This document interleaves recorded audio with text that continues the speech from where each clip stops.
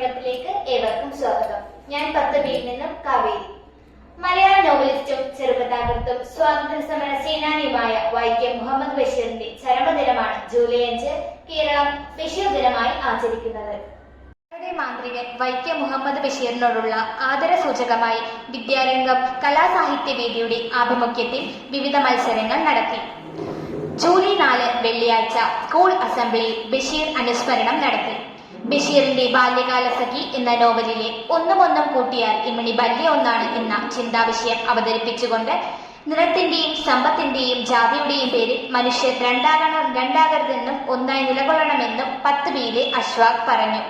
Christina Bijoy Basheer അനുസ്മരണം നടത്തി. ബഹുമാനപ്പെട്ട HM രമ ടീച്ചർ ബഷീർ ദിന സന്ദേശം പകർന്നു നൽകി.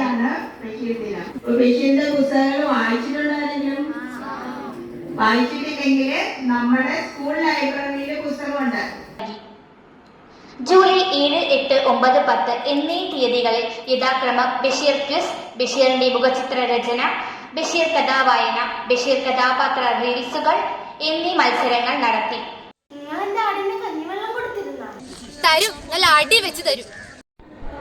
4 ദിവസങ്ങളിലായി ബഷീർ ദിനാചരണം സമുചിതമായി ആചരിച്ചു. ഇതോടെ ഇന്നത്തെ വാർത്തകൾ പൂർണ്ണമാകുന്നു. നന്ദി, നമസ്കാരം.